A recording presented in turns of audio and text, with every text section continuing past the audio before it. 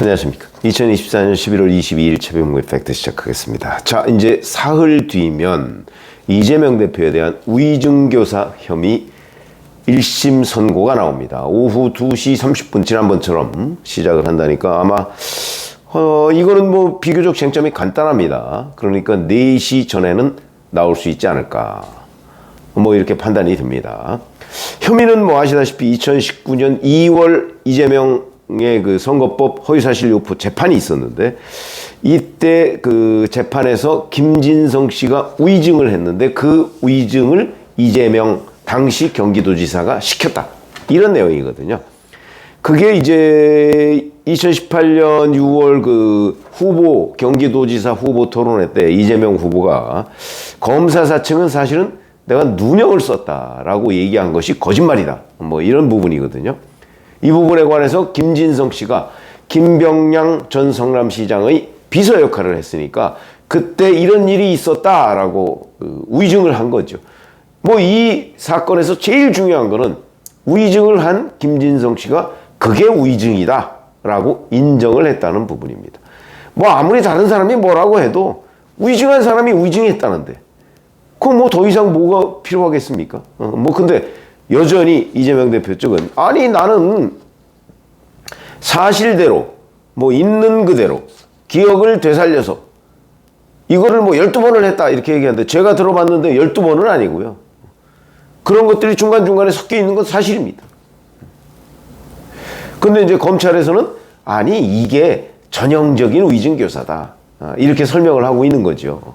왜냐면 사실 그대로 얘기를 해주세요 라고 하면서 실질적으로 이 녹음 파일이 4개인데 그 4개를 다 들어보면 처음에 이 김진석 씨가 계속 기억이 안 난다고 합니다.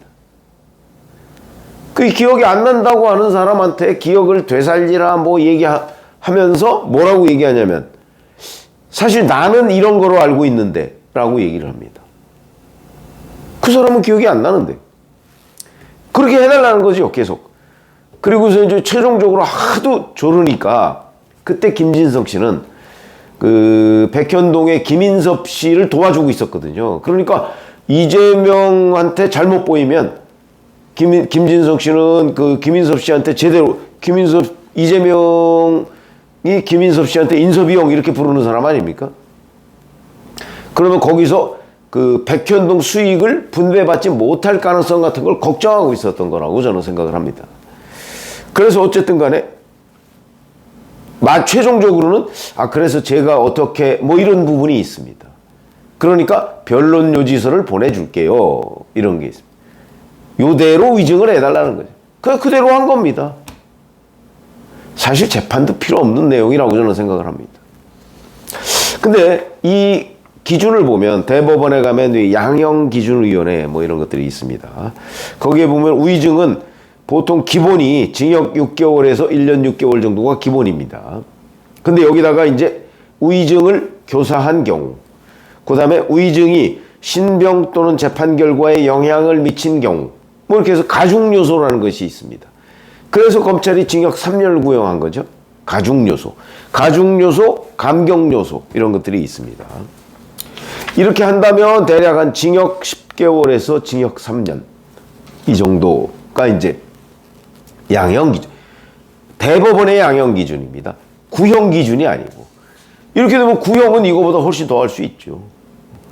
대개 뭐 보면 구형 몇 년 하면은 선고는 대개 그 절반쯤 나오는 것 같더라고요. 자, 그러면 이제 제가 오늘 형량 예상을 종합한다 그러는데 그 공직선거법 허위사실 유포에 대한 그 형량 예상이 이제 민주당 측 사람들이 워낙 엉뚱한 예상을 해서 망신을 당했죠, 사실은. 뭐 무죄니 뭐 무슨 뭐 벌금 90만 원이요 또 이런 소리 했다가 망신을 당했는데 그거보다 이게 위증교사가 더 중한 벌이라는 거는 민주당 사람들도 인정을 합니다.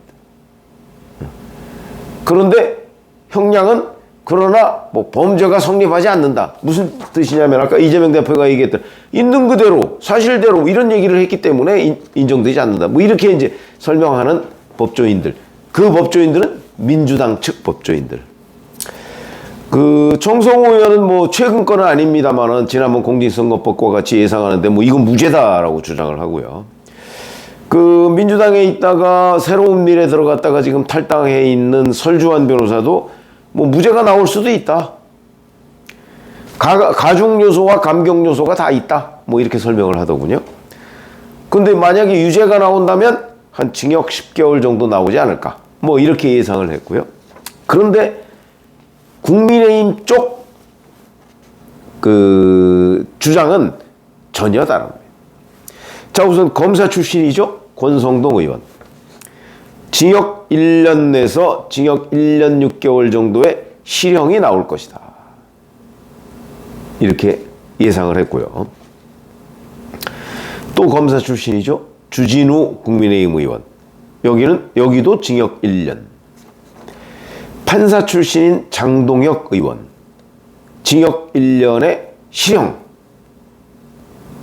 집행유예 안 붙는 거. 판사 출신의 전주혜 전 의원. 징역 1년에 집행유예 2년. 또는 징역 1년이나 징역 1년 6월에 집행유예 2년. 이 정도를 예상하고 있습니다. 그러면 이제 이 사람들은 다 어느 진영에 속해 있는 사람들이고 정말 중립적인 법조인들은 어떻게 예상을 하고 있을까? 제가 한 3명 정도한테 물어봤는데 뭐 국민의힘 의원들이 예상하는 거하고 크게 다르지가 않습니다. 대략 징역 1년 내지 1년 6개월을 다 예상하고 있더군요. 무죄를 예상하는 사람은 없었습니다. 제가 물어본 사람 중에는. 징역 1년에서 징역 1년 6개월. 징역 1년이 많죠. 뭐 저는 한 징역 1년 6개월 정도 나오지 않을까.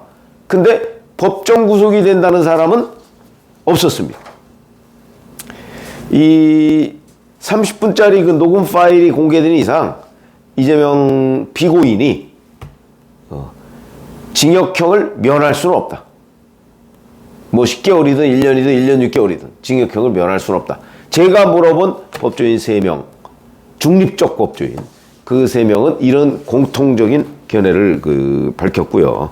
이거 뭐 30분짜리 녹음 파일을 처음부터 끝까지 들어보면 이거 지난 9월에 법정에서 다 들어봤습니다. 전체를 다. 그러니까 지금 뭐 어떻게 보면 이재명 대표가 뭐 들어보면 뭐 중간에 이런 게 있다 저런 게 있다 이런 거 다 여론전입니다. 판사는 이미 그걸 다 전문을 들어봤습니다. 30분짜리를. 그렇기 때문에 뭐 이쪽에서 이런 주장 저쪽에서 좀 필요 없습니다. 자기의 판단이 있죠. 자기의 판단.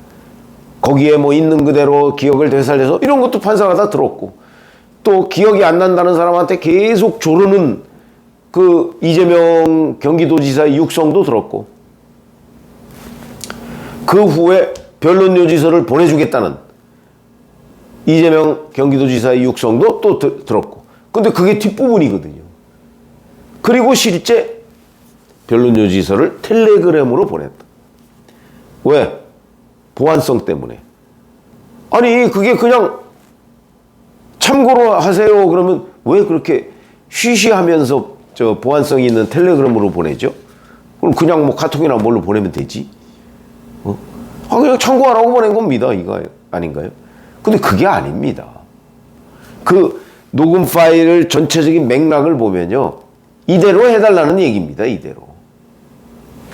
그렇기 때문에 중립적 법조인들은 징역 1년에서 1년 6개월. 그러나 법정 구속은 안 된다. 이건 뭐 다 공통된 예상이고요. 그리고 그 집행유예가 붙을 것이다. 실형, 그러니까 집행유예 안 붙고 그냥 징역 1년 또는 징역 1년 6개월 뭐 그렇게 하고 법정 구속 안 하는 경우도 많습니다. 그럴 가능성보다는 대개 징역 1년 또는 1년 6개월 하고 집행유예를 붙일 가능성 이거를 더 많이 예상하고 있더군요. 자 이제 뭐 오늘 22일이고요. 뭐 사실은 사흘밖에 남지 않았습니다.